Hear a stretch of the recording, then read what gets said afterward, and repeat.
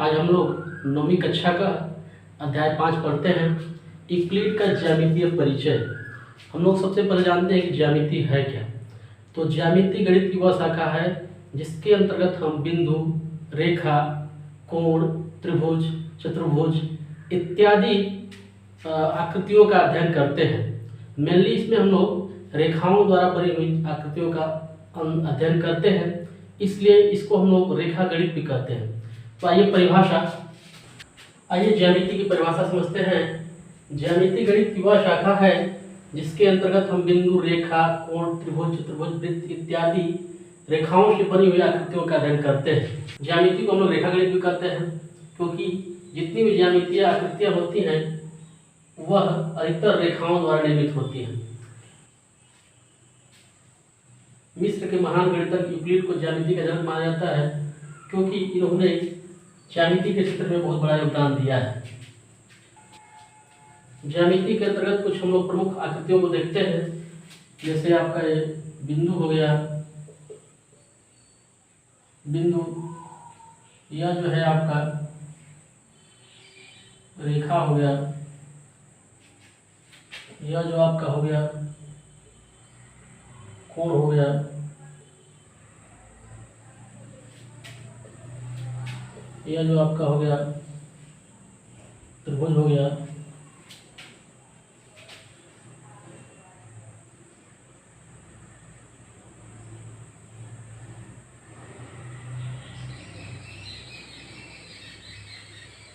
ये जो हो गया आपका चतुर्भुज हो गया।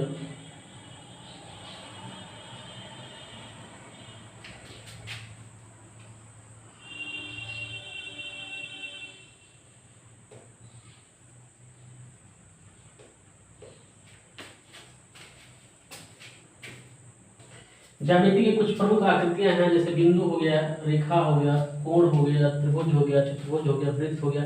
इसी प्रकार से बहुत सारी आकृतियां हैं, इनके बारे में हम लोग ज्यामिति के अंतर्गत अध्ययन करते हैं। आइए हम लोग यूक्लिड की कुछ परिभाषाओं को पढ़ते हैं। उन्होंने अपनी पुस्तक एलिमेंट्स में ज्यामिति से संबंधित कुछ परिभाषाएं दी हैं जो इस प्रकार हैं। कह रहा है कि एक बिंदु वह है जिसका कोई भाग नहीं होता है। उन्होंने बताया है अपनी पुस्तक एलिमेंट्स में कि बिंदु वह आकृति है जिसका कोई भाग नहीं होता है। दूसरा, एक रेखा चौड़ाई रहित लंबाई होती है। उन्होंने बताया कि कोई भी रेखा जो होती है उसमें चौड़ाई नहीं होती है, केवल लंबाई होती है, अर्थात रेखा चौड़ाई रहित लंबाई होती है। एक रेखा के सिरे बिंदु होते हैं।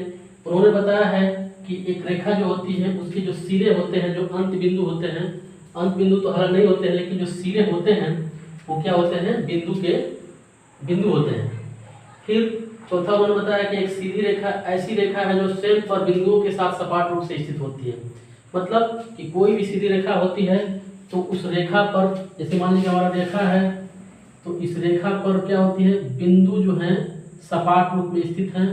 तो यानी कि इस रेखा पर क्या होते हैं, सपाट रूप में बिंदु स्थित होती हैं और उसी पर स्थित होती है। वही कह रहे हैं कि एक रेखा, एक सीधी रेखा ऐसी रेखा है जो स्वयं पर बिंदुओं के साथ सपाट रूप से स्थित होती है। तो स्वयं पर इस रेखा पर बिंदुओं के साथ सपाट रूप में स्थित होती है।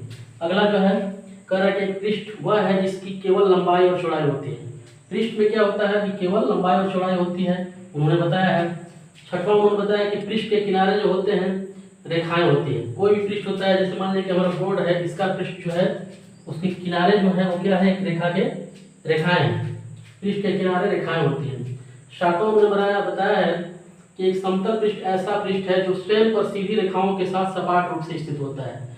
तो कोई भी समतल पृष्ठ होता है वो स्वयं पर सीधी रेखाओं जो होती हैं उस पर सपाट रूप में सीधी रेखाएं चारों तरफ स्थित होती है। तो इस प्रकार उन्होंने बहुत सारी परिभाषाएं दी हैं, लेकिन उनमें से कुछ परिभाषाएं जो हैं इस प्रकार लिखी गई हैं जो हम लोग पढ़ रहे हैं। कल्पनाएं। यूक्लिड ने कुछ गुणों को बिना सिद्ध किए ही सत्य कथन माना, जिन्हें कल्पनाएं कहा गया है, जिन्हें कल्पनाएं माना गया है, चाहे कहा गया है, जिन्हें कल्पनाएं कहा गया है। यूक्लिड ने कुछ गुणों को बिना सिद्ध किए ही सत्य कथन माना, जिन्हें कल्पनाएं कहा गया है। ये कल्पनाएं वास्तव में स्पष्टतः सर्वव्यापी सत्य थे। कह रहा है कि यूक्लिड ने कल्पनाओं को दो वर्गों में विभाजित किया है। उनमें से कुछ अवगृहित कहलाए और कुछ अवधारणाएं कहलाए। अवगृहित क्या है?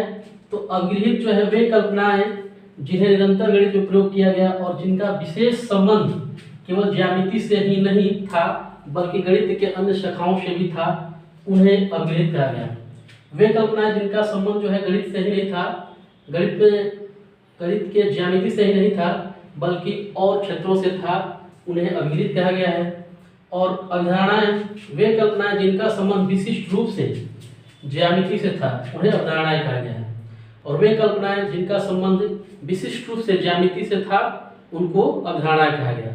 आइए अब हम लोग यूक्लिड के कुछ अवगृहित और अवधारणाओं को जानते हैं।